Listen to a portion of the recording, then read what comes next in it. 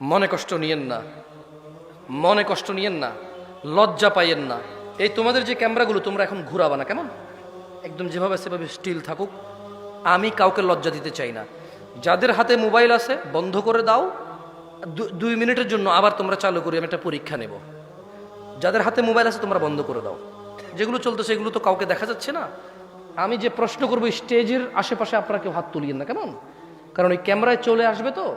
আমি চাই না আমার কোনো মুসলমান ভাইকে আমি অপমান করি, এটা আমি চাই না। আমি চাই না ওর সম্মান নিলামে উঠে যাক, ফেসবুকে উঠে যাক, ইউটিউবে উঠে যাক, এটা আমি চাই না। আমি চাই ইসলাহ, সংশোধন। আমি কি চাই? সংশোধন। আমি একটা প্রশ্ন করব, আপনারা সত্যি জবাব দিবেন আমাকে, কথা দেন। লজ্জার কিছু নেই, কেউ কারো দিকে তাকাবেন না, কেমন? এখন আমি আপনাদের একটা প্রশ্ন করব, আপনারা জবাব দিন, এবং কেউ কারো দিকে তাকায়েন না। এটা দুষ্টামির কিছু না, এটা আফসোসের কিছু, এটা লজ্জাস্কর কিছু। এটা মানে মাথা নত হয়ে নাকে খত দেওয়ার চাইতে বেশি লজ্জাস্কর কিছু আমি জিজ্ঞেস করব। এটা আফসোস, আফসোসের কিছু, হাসি তামাশার কিছু হবে না।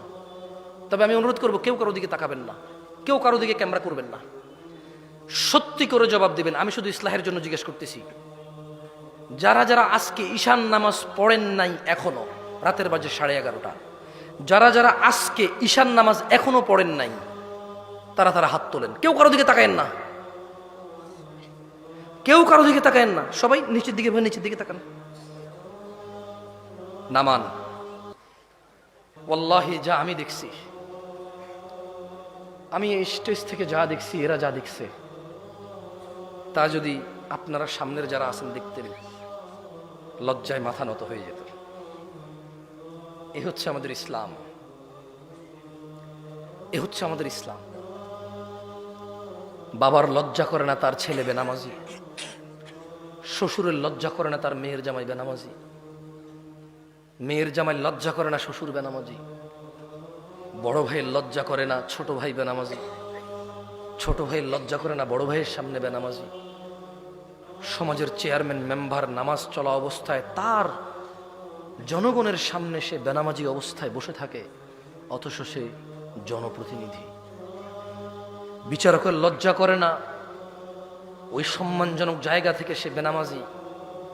বিবাহের মধ্যে দোষের মধ্যে আসে না যে ছেলে নামাজ পড়ে না, এখানে বিবাহ দেওয়া যাবে না, এটা দোষের মধ্যে পড়ে না। এদেশে ব্যবসা বাণিজ্যের পার্টনারশিপ করার জন্য, চাকরি বাকরি করার জন্য সলাতি ছেলেকে গুরুত্ব দেওয়া হয় না, কারণ এদেশের মানুষ বলে বোরখার ভিতরে শয়তান বেশি, নামাজেরই বেশি খারাপ। ও নিজে নামাজ আদায় করে না তো এই জন্য এটা বলে, অথচ ও জানে না খারাপ আমরা সবাই, মুশরিক ও গুনাহগার। খারাপ আমরা সবাই, মুশরিক ও গুনাহগার, এটা এক বিষয়, আর মুসলিম ও গুনাহগার এটা আরেক বিষয়। ওকে আমরা বাংলা ভাষায় বয়ান করে বুঝাইতে এখন পর্যন্ত সক্ষম হইনি। গুনাহগার মুসলমান আর গুনাহগার মুশরিক দুটার মধ্যে আসমান জমিনের পার্থক্য আছে। গুনাহগার মুসলমান আল্লাহ শাস্তি দিবে অথবা শাস্তি দিবে না, ক্ষমা করবে, কার ইচ্ছা? আল্লাহর ইচ্ছা। জান্নাতে যাবে, শাস্তি পেয়ে হলেও যাবে।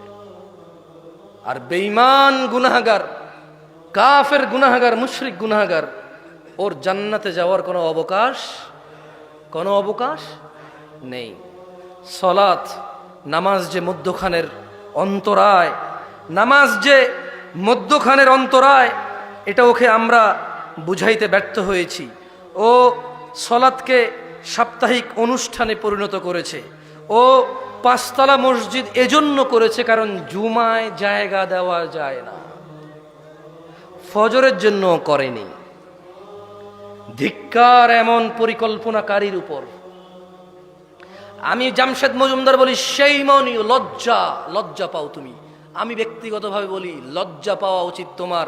5তলা মসজিদ তুমি ফজর, জোহর, আসর, মাগরিব, ইশা 5 ওয়াক্ত নামাজের পরিকল্পনা করে করনি, শুধু জুমার নামাজকে পরিকল্পনা করে করেছ। তুমি সলাতুল জুমাকে সাপ্তাহিক অনুষ্ঠান, রীতির আওয়াজে পরিণত করেছো। তুমি সলাতকে সপ্তাহ সপ্তাহের এক ওয়াক্তে গিয়ে ঠেকিয়েছো। সালাত মুসলমান ও কাফেরের মধ্যে পার্থক্য বুঝাইতে অক্ষম হয়েছে তুমি। মসজিদের সভাপতি, তুমি নিজেই তো সালাত আদায় করো না। সত্যি কথা বলেন, যারা নামাজ পড়েন নাই তারা তো পড়েন নাই, যারা নামাজ পড়েন তারা একটু হাত তোলেন তো, পড়েন সবসময়। আচ্ছা বলেন তো, টাইলস কি আপনার জন্য জরুরি নামাজ পড়ার জন্য? Fan, AC?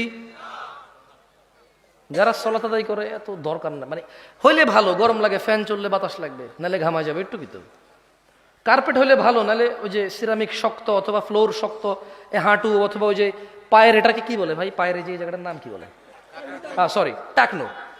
তো টাকনু এই হাড্ডিটা নালে কালো হয়ে যাবে ফ্লোর, এই তো একটু ব্যথা লাগবে, দীর্ঘদিন নামাজ পড়লে আস্তে আস্তে কালো হয়ে যাবে এটা, ওই চাপ খেয়ে খেয়ে, এই তো আর কি। কার্পেট দিলে একটু আরাম লাগে। সালাত আদায়কারী কি কার্পেটের অপেক্ষা করে, ফ্যানের অপেক্ষা করে? শীত গরম বোঝেও? বোঝে না। কার জন্য এই সুন্দর, না কার জন্য এই সুন্দর সুন্দর মসজিদগুলো বানিয়ে রাখেন? শুধু জুমার সালাত আদায় করার জন্য।